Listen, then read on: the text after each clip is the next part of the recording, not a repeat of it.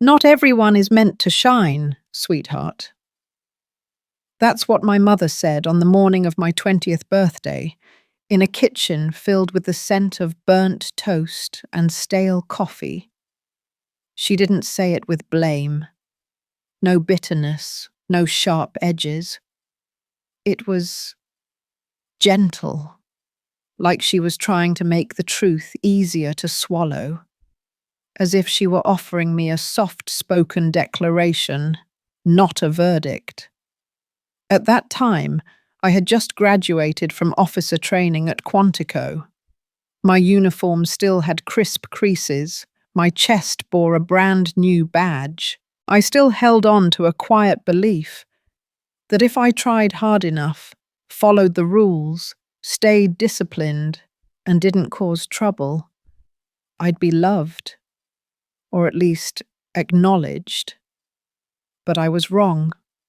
I didn't respond to her words, just gave a faint smile, took a sip of lukewarm coffee, and stared out the window, pretending the conversation had nothing to do with me. But that sentence, like a tiny thorn, not enough to wound, but deep enough to stay, buried itself inside me, quietly for years to come.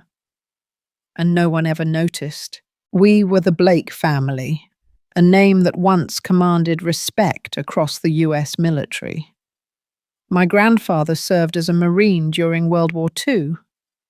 My father, Colonel Douglas Blake, led operations in Afghanistan. My younger brother Ryan was a decorated battlefield tech officer, topping every chart. And my mother, Gloria, had been a military physician. Not only was she brilliant, but she also mentored generations of female soldiers after her. I was the eldest, the first in our family to be recruited into a top-secret intelligence unit. No one in the family seemed surprised. They always expected much from me. But by my second year, my name disappeared from all public records. No more appearances in news reports, no awards, no mention. I simply vanished. And soon after, so did my photos on the family wall. No one ever asked what I was really doing. Or maybe they didn't want to know. Whenever Ryan got promoted, the house lit up. My mother would call relatives, lay out a feast, as if he were the chosen heir of our proud legacy. They'd take pictures, raise glasses, and retell tales of Ryan's battlefield heroics. But whenever I came home, after long, nameless missions, I wasn't allowed to discuss. No one mentioned my work. No parties, no questions, just a bland greeting. "Oh, you're back? Hungry?" No one said I was a failure. But that silence, constant, weightless, was colder than any rejection I'd ever known. At 41, returning from what would be my final mission, I knew I had reached my limit.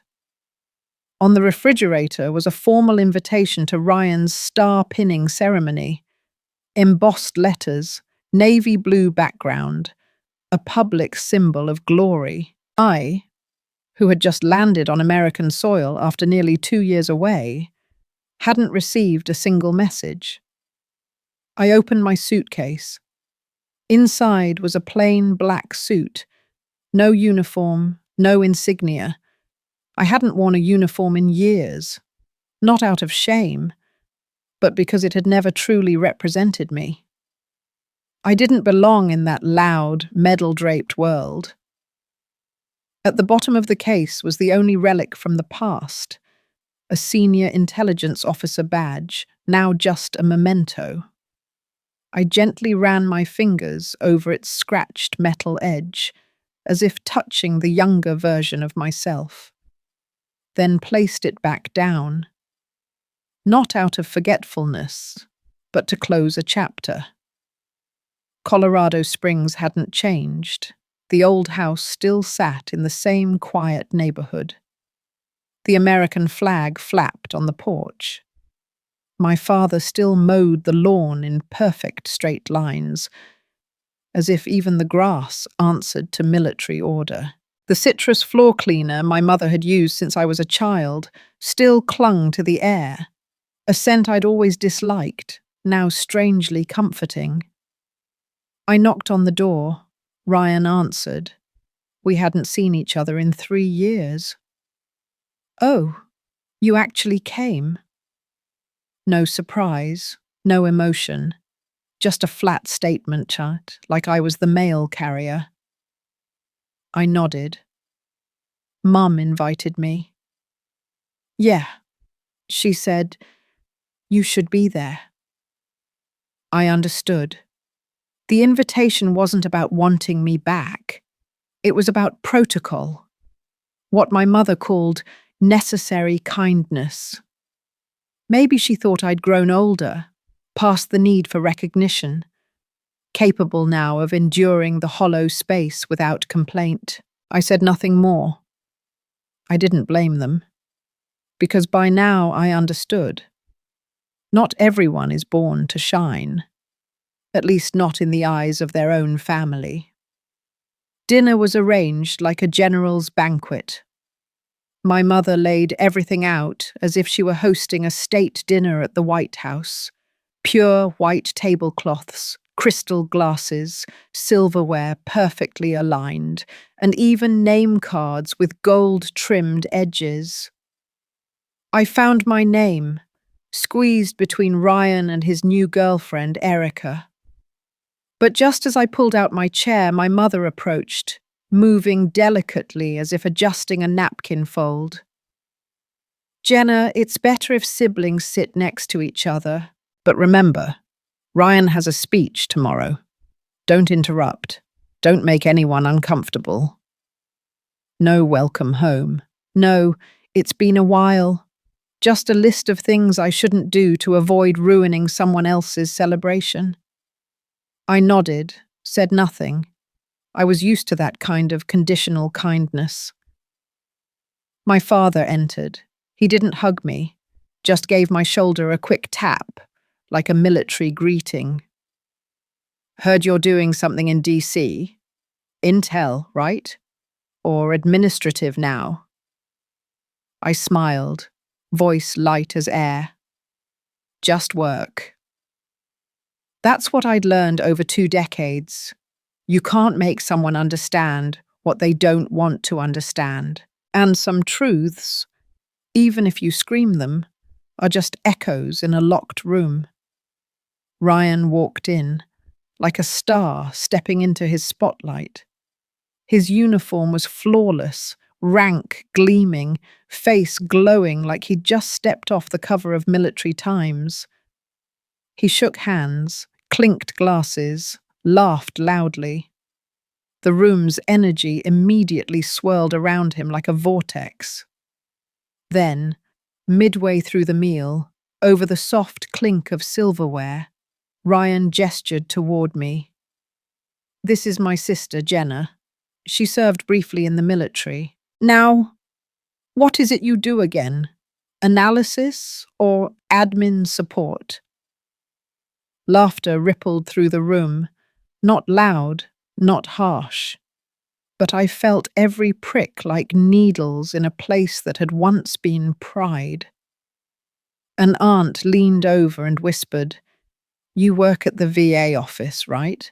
Still better than being unemployed, I guess." I didn't respond. I didn't need to, because dignity, sometimes, lies in refusing to stoop just to respond. That night, I stood alone on the porch. Behind me, laughter, glasses clinking, loud stories of battles and bravery. But to me, it was a symphony I no longer belonged to. The night wind was thin and cold. Above, no stars. Tomorrow would be Ryan's pinning ceremony, and I would sit quietly not intrude on anyone's spotlight. But some things, once called by name, refused to fade back into silence, and I wasn't sure if I could stay silent forever. The auditorium at Peterson Air Force Base gleamed like a grand stage. American flags hung on both sides. Rows of chairs stood in perfect formation, as if awaiting orders. Officers and guests were dressed in full formal uniform, medals and honors proudly displayed. I was seated in the fourth row, from the back. On the chair, a small sign read, "Family, Role, Undetermined."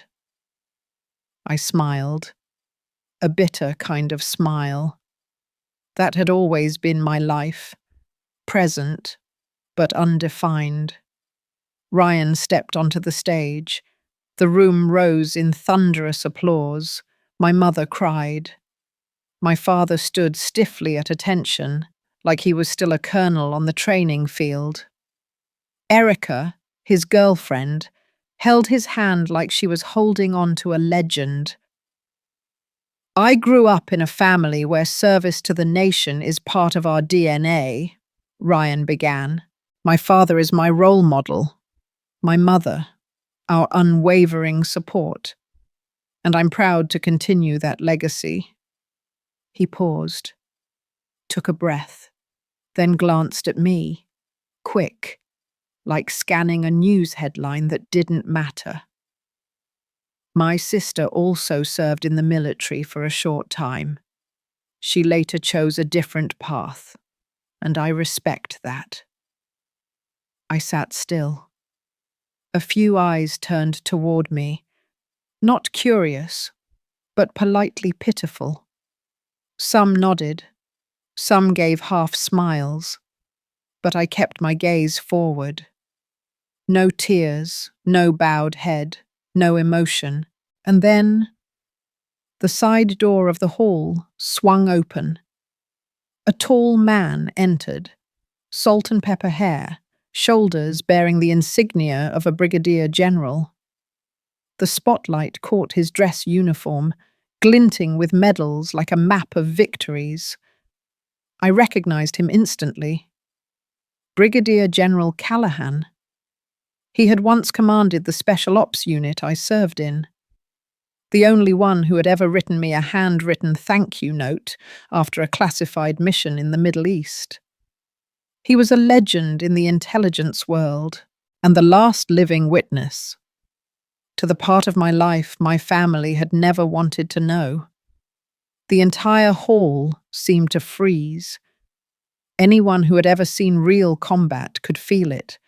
Something extraordinary was about to be brought into the light. Callahan said nothing. He walked straight down the central aisle, each step solid, unhurried, unshaken. Then he stopped, right next to me. I didn't have time to react. The room fell silent.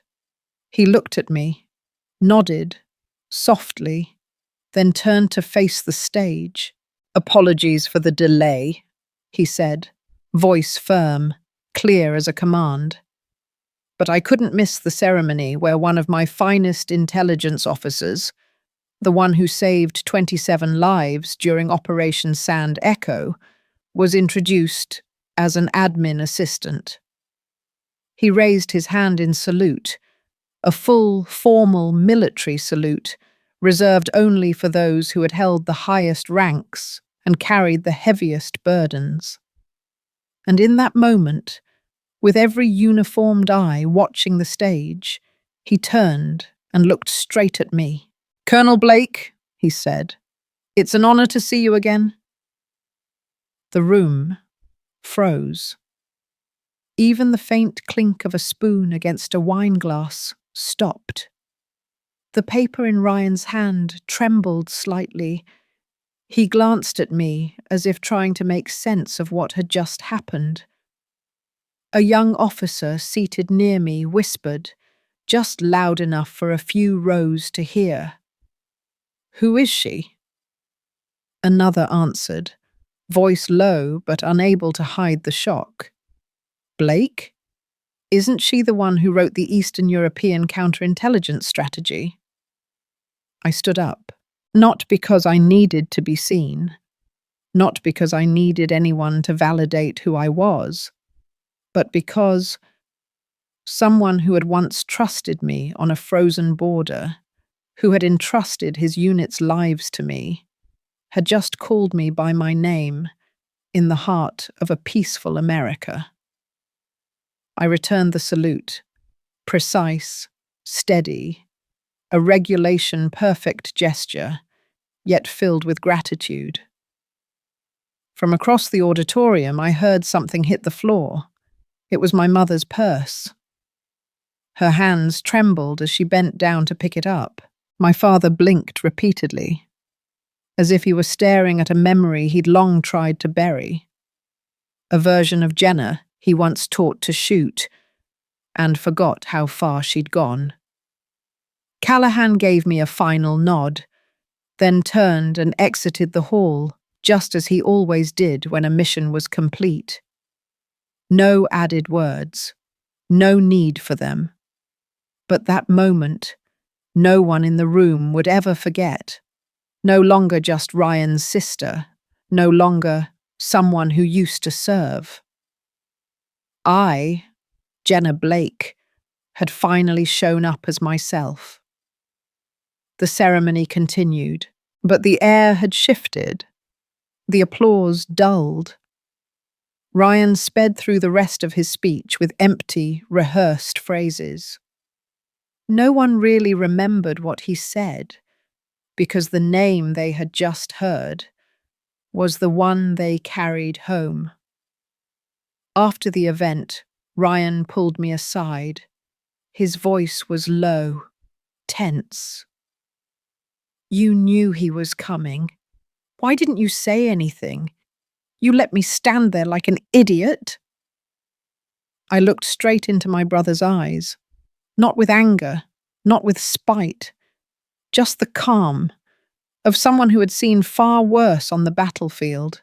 If a single greeting made you feel small, I said, maybe you were never as grown as you thought.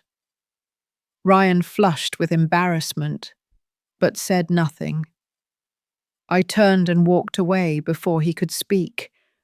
My heels echoed firmly across the marble floor, and this time, no one dared say I walked like a shadow. That night, I returned to the guest quarters on base. It looked like every other room I had stayed in during my 15 years of service. Clean, tidy, cold, and devoid of anything human. I removed my shoes, washed my face, and then saw a manila envelope on the table. No name. No seal. No warning. I froze. This wasn't how civilians sent information. This was how people within the system passed on something too dangerous to sign. I opened it. Inside was a printed email. Subject: Internal complaint, abuse of command, Operation Grey Shadow. I collapsed onto the bed. Grey Shadow. A mission I had sacrificed more for than any other. Ukrainian border, a special ops team captured, a suspicious checkpoint. One decision: do not engage, because there were signs of civilian presence. I held that order, and the team survived. But after came an investigation, a shortened one, with a vague conclusion: no wrongdoing identified. And now, I was holding an anonymous complaint, accusing me of endangering national security, claiming I was unfit to lead. I read each line again. Every word reeked of something familiar. This wasn't the tone of an outsider. It was someone who had been in the briefing room, Someone who had held my reports, who had read my signed orders, who understood how I thought and chose. I opened my laptop, logged into the old secure surveillance system, where I still held emergency credentials. I traced the email's origin, internal server, login from Fort Bragg. Timestamp matched the investigation period. Account R. Blake 01. User Ryan Blake. I closed the laptop, sat still, for almost an hour, no tears, no rage, just an emptiness spreading from my chest, as if someone had fired a bullet into my back, right in the place I thought was safest. The next morning I knocked on Ryan's door. He answered, eyes red, hair disheveled. I didn't need to ask much. I held up the printout. Was this you? Ryan looked at the paper, then at me. A second of hesitation. Then he nodded. Yes. I took a deep breath. Why? Because you... His voice was dry as ash. Should never have come back. You're the past. I stayed. I carry the name now. But every time someone hears Blake, they think of you. They still remember you. A pause. I'm tired of living in the shadow of someone who isn't even here anymore. If you're no longer in the system, then finally, I get to be seen. I stared at my brother for a long time, not as a superior officer, not as someone betrayed, but as the sister who once carried him piggyback across the backyard, laughing and shouting, "Ryan, hurry up." Finally, I said, "So, to be seen, you were willing to make someone disappear." You know. I paused at the doorway, without turning back. Leaking classified intel is a criminal offense, and siblings who betray each other, there's no law soft enough to forgive that. I didn't need to yell, didn't need to make it dramatic, because the truth, when sharp enough, doesn't need a raised blade. I walked away, never looked back. I didn't want to see the face of someone who had never truly grown up, yet had been handed power as if he had. 6 a.m. The phone buzzed on the table like a call from deep within memory. It wasn't a normal call. It was an emergency signal, code Red Watch. I shot up. My heart pounded, heavier than usual.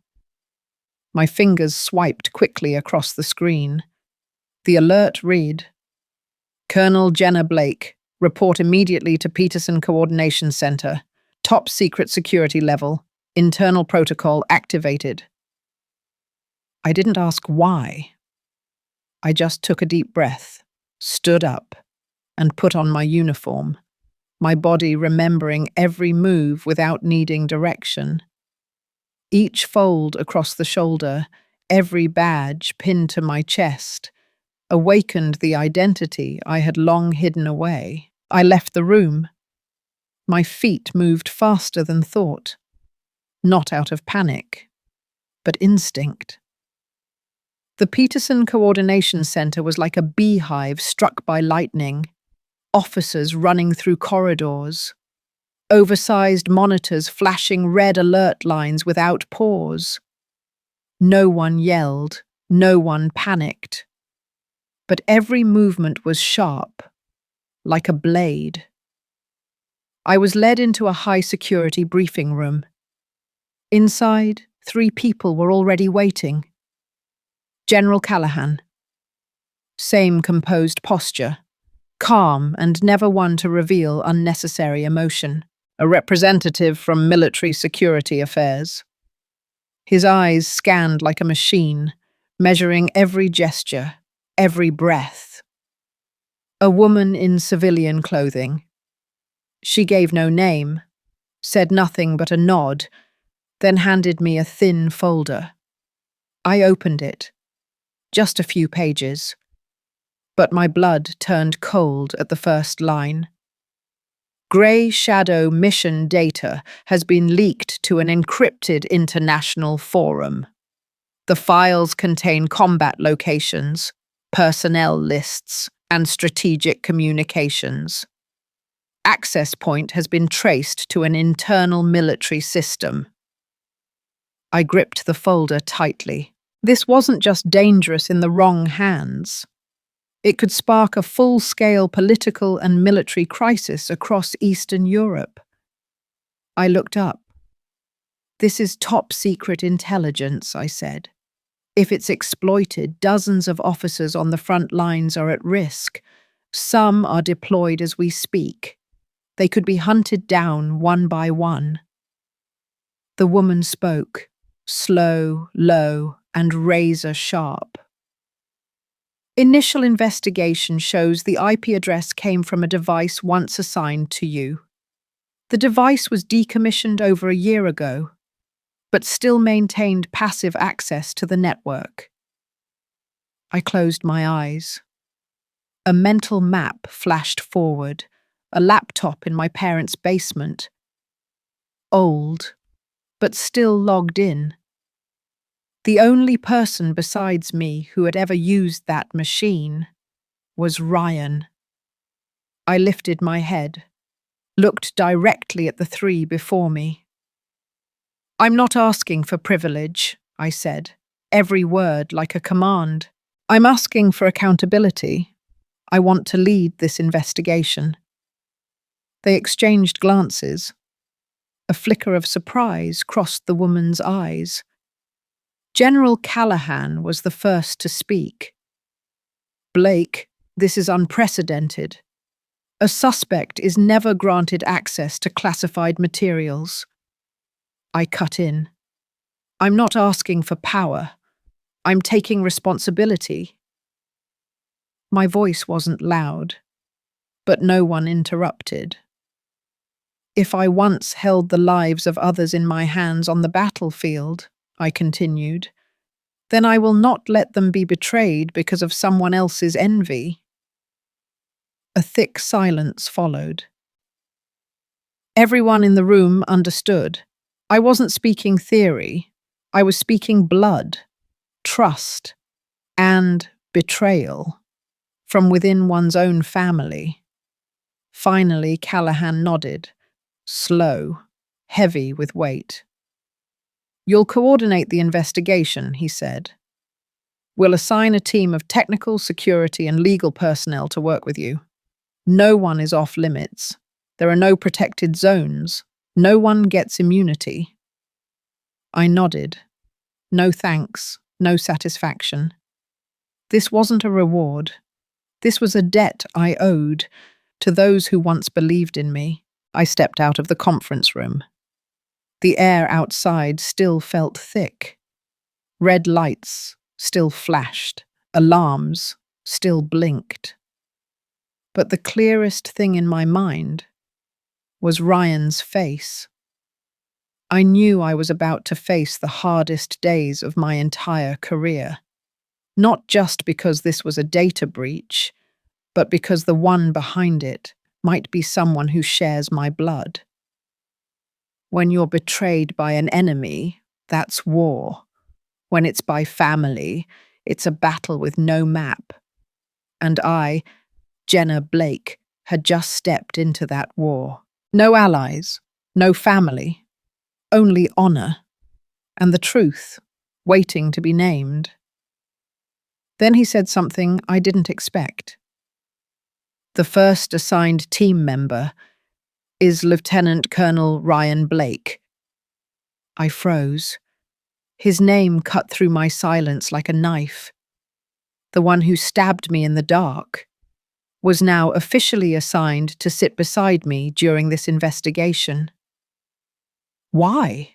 I asked, my voice lower but still razor-sharp. General Callahan answered slowly, his gaze steady. He had access to the server history. He worked in the unit connected to Grey Shadow. And if this isn't just a single leak, but part of a larger, coordinated data manipulation, then he may not be the only one involved. We need someone who understands the system from the inside. Then he paused, looking directly at me. We need to know who the real enemy is. I understood, and so I entered an investigation that could collapse not only a career, but an entire family. With Ryan, the man who stabbed me in the back, now sitting across from me every day, pretending to be a teammate on the mission. And me, no longer the erased older sister, no longer a shadow cut out of family photos. I was now the only one strong enough to sift through the ashes and find out who really struck the match. The investigation was conducted right at Peterson Base. Location, the deep level. An underground complex with no phone signal, no windows, just 24/7 surveillance and lighting as cold as steel. I worked with 3 people. Marcus, a top-tier encrypted data analyst. Lila, a strategic security coordinator. Sharp, quiet, observant. And Ryan, still Ryan. We sat around a round table, surrounded by flickering screens and endless lines of encrypted code, like oxygen slowly burning. But no one truly looked at each other. The first lead came from something that seemed trivial.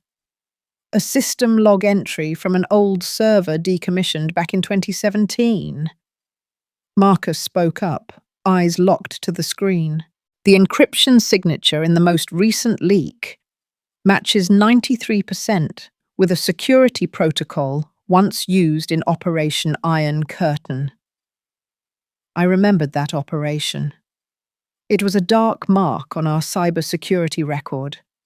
When Derek Lang, a strategic advisor, proposed a temporary storage mechanism for encrypted files that led to a partial data theft in 2016.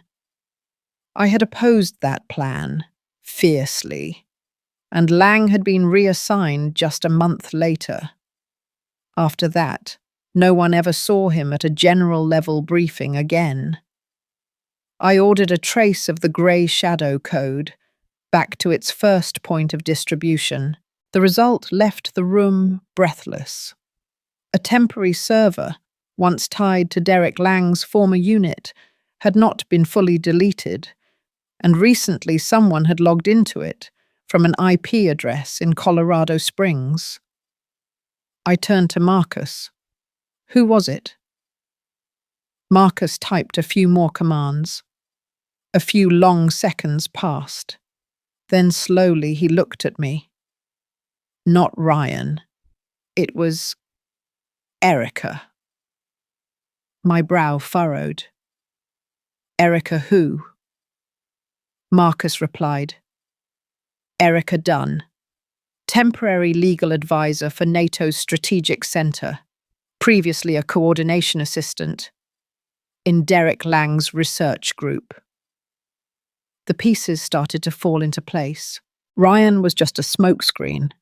Erica had accessed the system, and Lang, the man who had been demoted for a critical mistake, might be orchestrating all of this in retaliation. I requested the security logs from Fort Bragg. The findings: 4 weeks ago, Ryan left his laptop unattended in a conference room overnight, unlocked. The next morning, an unidentified device had accessed the laptop through a backdoor port. No firewall was breached, no alarms were triggered. Just one open door. I turned to Ryan. Do you know who accessed your laptop that day? Ryan was silent for a few seconds, then muttered, Erica stopped by. She said she needed some internal protocol files. I didn't think. I cut him off. She used you as a bridge. And you, in your naive hunger for validation, became the weakest link. Ryan lowered his head, said nothing more. That afternoon, I stepped into the hallway to catch my breath. Waiting there was General Callahan. He handed me a thick folder. Lang was just spotted leaving a motel in southern Colorado, he said, near the old base where retired equipment was stored. And the last encrypted signal was transmitted from that exact location. I opened the folder. Derek Lang's face looked older in the photo, but the eyes were the same. Cold, arrogant, calculating. He doesn't just want to sabotage you, Callahan said quietly. He wants to erase you from the system, the way he was. I nodded, then closed the folder. Then I'll do the opposite. That evening, I called an internal briefing. No secrecy, no courtesy. We're no longer investigating who accidentally leaked data, I said. We are facing an intentional, coordinated conspiracy, and I believe we can follow it to the end. I turned to Ryan. You still have a choice. Continue letting others control you, or stand on the side of the truth. Ryan looked at me. For the first time, he didn't look away. I'll do what's right, he said softly. 3 days later, we traced the coordinates, an abandoned military warehouse, 40 miles south of Peterson. The last encrypted signal, a 100% match with the Grey Shadow protocol, had been emitted from there, just 36 hours earlier. I signed the order to launch a special intervention operation. No warnings, no negotiations. The order was approved. Codename, Vindicator, the one who reclaims justice. That night, inside the command vehicle, I sat behind bulletproof glass. Wind tapped gently against the windows. Outside, darkness. Inside me, only one thing remained. The truth. Even if it meant walking through old loyalties, through blood ties, through the past, I wouldn't stop. In my ear, a familiar sound returned. Not gunfire, not orders, but the old echoes of night marches, the hurried boots, the encrypted signals, the irreversible decisions. Only this time, it wasn't at the border. It was inside the very system I once helped build. And the enemy didn't wear a foreign flag. He had once worn the same uniform. The Special Forces team stormed the warehouse at 02:23 a.m. No resistance, no gunfire, no traps. Just one man, sitting before an old monitor, its blue glow flickering across the face, once hailed as a strategic genius. Derek Lang. He turned as he heard my footsteps. No surprise, no fear, just a faint smirk, like he'd already written this part of the script himself. I knew it would be you, he said, calm as ever. You always arrive right on time, like a rivet under the bridge steel, unseen, but keeping the whole thing from collapsing. I didn't smile. I didn't react. I just stood tall, staring at the man who had once been part of this system.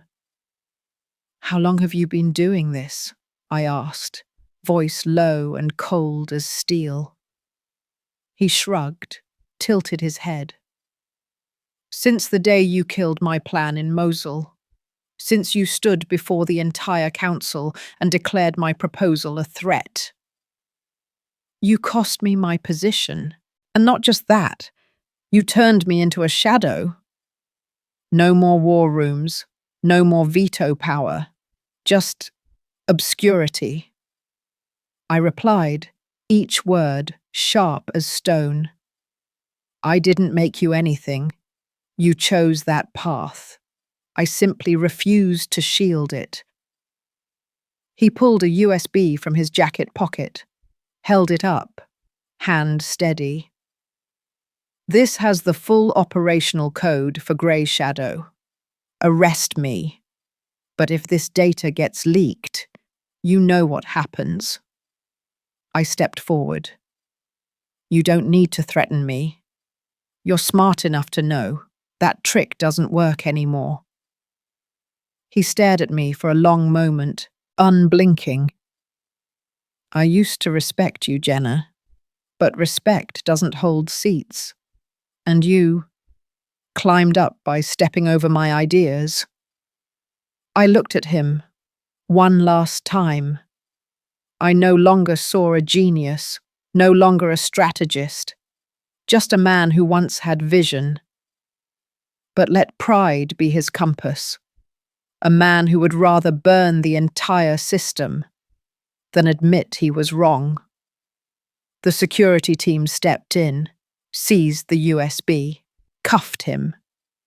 As he passed me, he paused for half a second, didn't look me in the eye, but his voice still cut.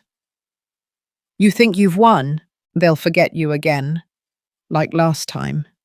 And next time, no one will be there in time. I didn't respond. I only whispered, just enough for him to hear. I don't need them to remember my name. I just need them not to die because of the pride of those once called teammates. 03:00 a.m. The sky was still dark, but inside me, a part of the shadow had just lifted, not by gunfire, but by the truth. The next morning, just as I returned to the residential quarters, my phone rang. On the other end, a representative from NATO's Joint Strategic Division. We'd like to invite you to serve as senior advisor for the Strategic Leak Response Program. After what you've done, no one is more qualified than you. I was silent for a moment, not out of doubt, but because I knew that position was a wide window, one that looked directly into the fractures of the world. Finally, I replied, I accept, but under one condition, which is, I spoke slowly. The first person I want to bring into the junior advisory team is Lieutenant Colonel Ryan Blake. 2 months later, I officially took post in Brussels, Senior Advisor, Strategic Leak Response Program, a new role.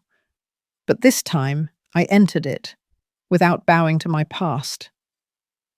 On my first day at the morning briefing, the person seated to my right was Ryan, wearing a new uniform. His face no longer carried the arrogant spark, only focus and a clear sense of responsibility. He had done his part. He wrote a full acknowledgement of fault, submitted an internal report, accepted a light disciplinary action, a 3-year promotion freeze. But most importantly, he didn't avoid, he didn't deny, he didn't hide behind, I didn't mean to. After the meeting, he came up to me, voice quiet. Thank you for not writing me out of this fight. I smiled, the first softness in my eyes after many weeks. Don't thank me. Use it. Use that mistake to finally see who you really are.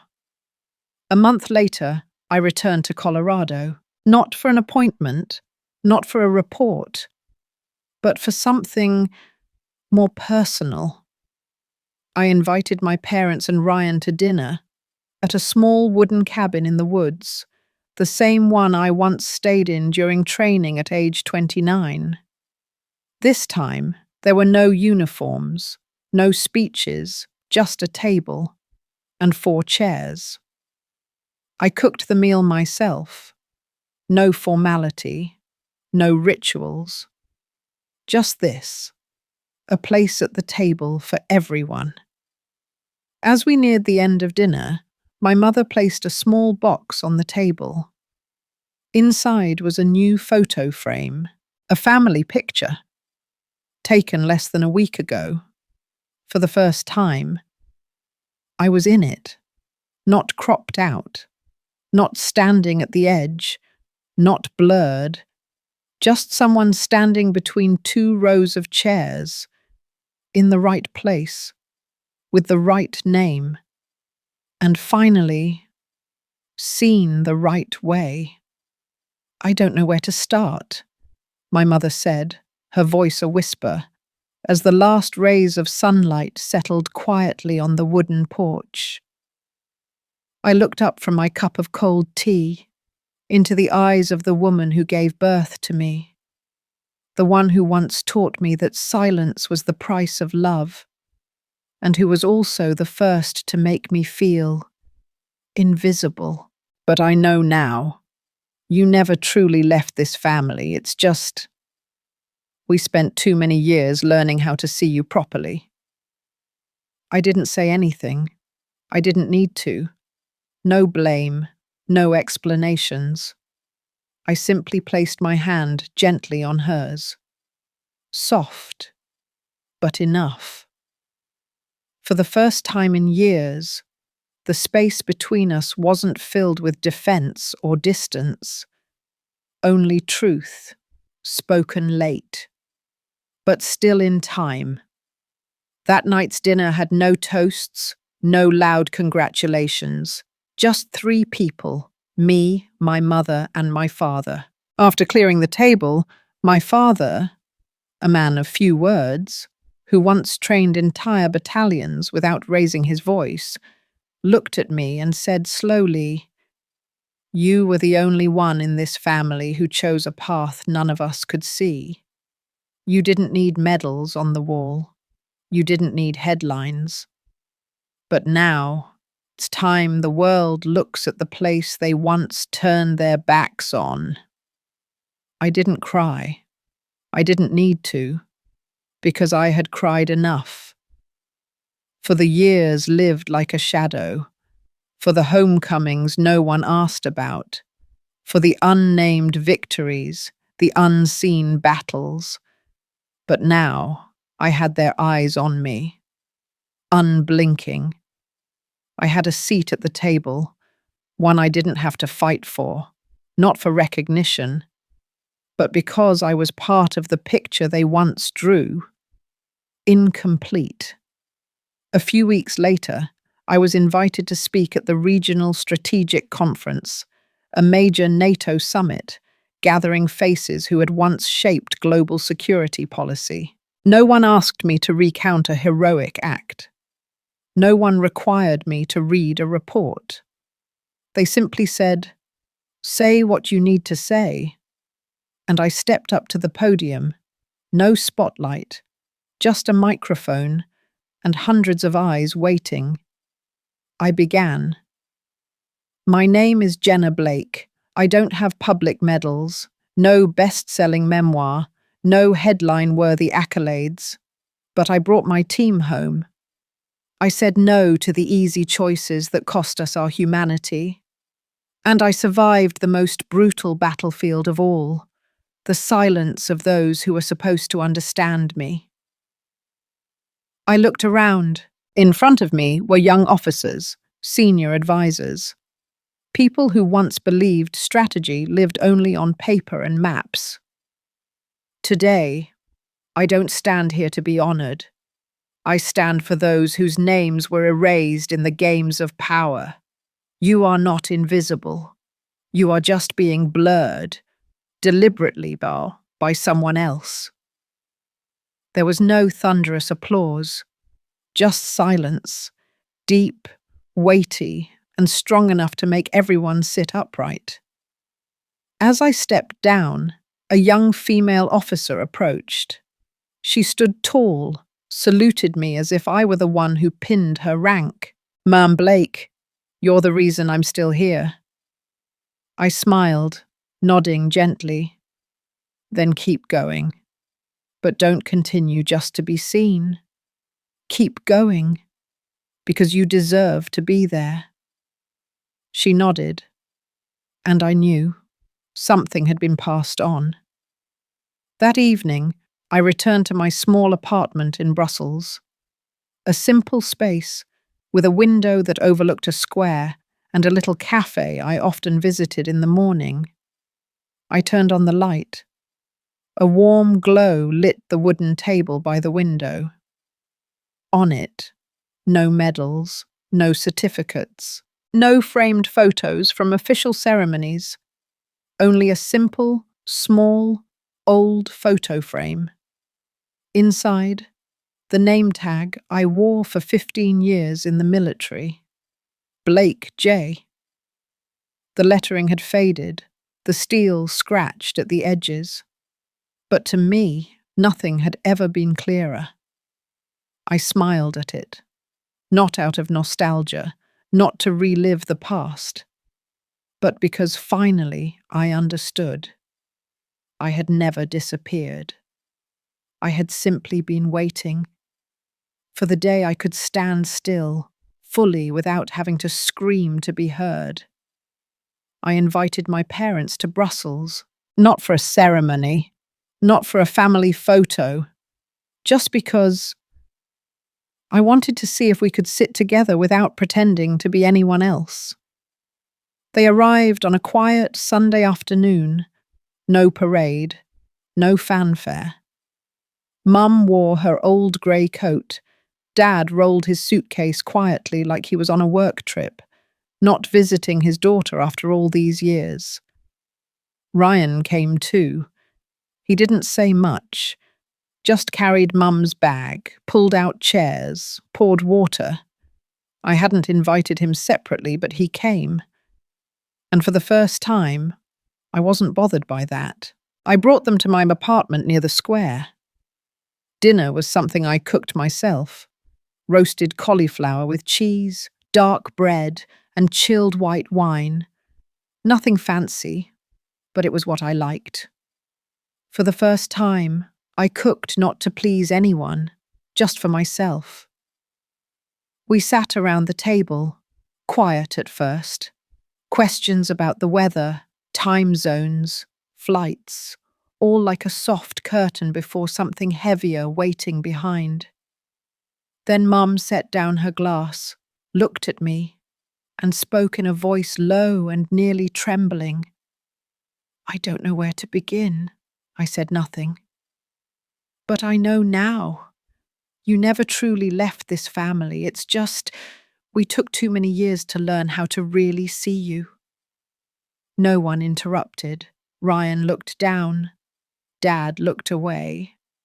And I simply placed my hand over Mum's, gently but enough, a gesture not found in the Blake family dictionary, and for the first time, I felt her keep her hand there, not letting go.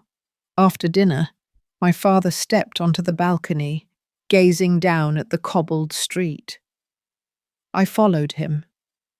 The Brussels night air was crisp, carrying the sweet scent of roasted chestnuts from the nearby square. He didn't look at me when he spoke. "You were the only one in this family who chose a path no one else could see. You didn't need medals. You didn't need the press. But now, it's time the world turns toward what it once looked away from." I didn't cry. I had cried enough. For the years I lived like a shadow. For every return home that came without a single, "Where have you been?" for the unnamed achievements, the invisible battles. But now, I had my parents' eyes on me, unblinking. I had a place at the table, one I didn't have to fight for, not for recognition, but because I was part of the picture they had once drawn incomplete. After clearing the table, I stood at the sink washing dishes. The air was still quiet. I didn't expect anyone to help. But then, Ryan walked in. He didn't say a word, just silently picked up a towel and stood beside me. Not to make amends, not to erase what had been done, just to be present as a brother trying to begin again in the simplest way. I handed him a wet plate. He dried it, set it down, then reached for the next. We did that, plate after plate, without saying a single word.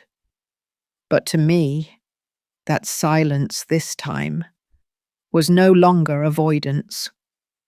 It had become something truer than anything we'd spoken in all those broken years. And in that moment, I knew.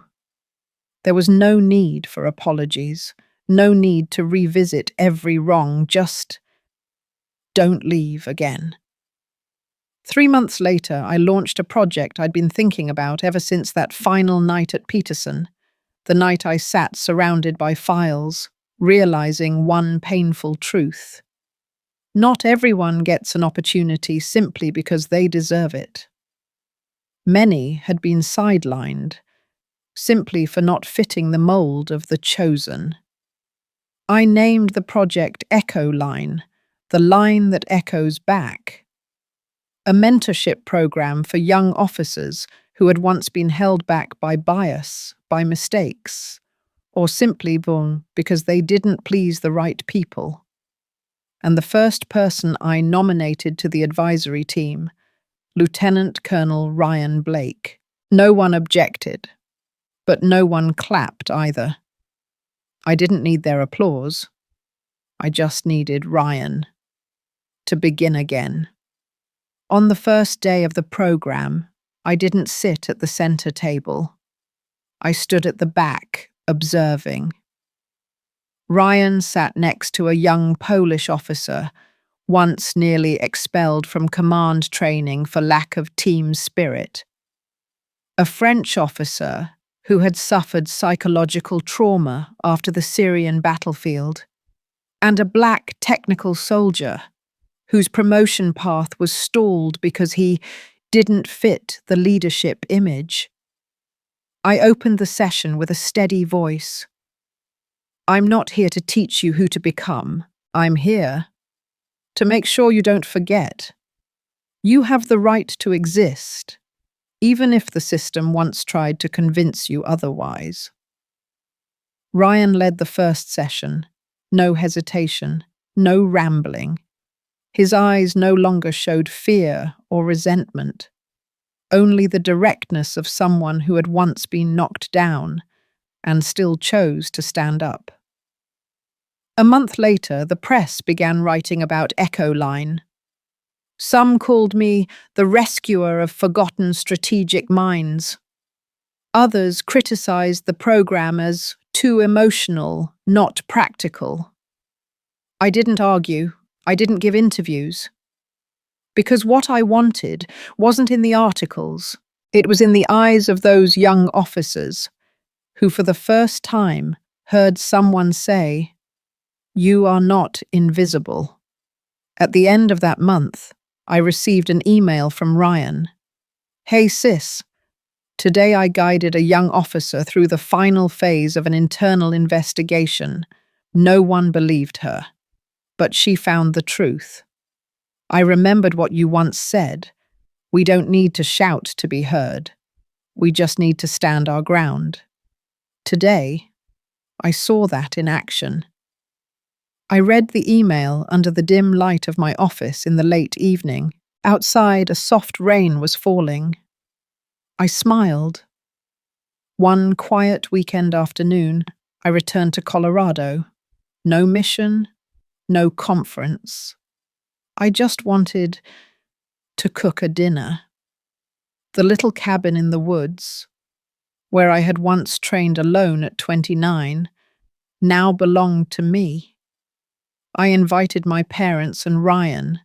No journalists, no security detail, just a round table, and enough chairs for everyone.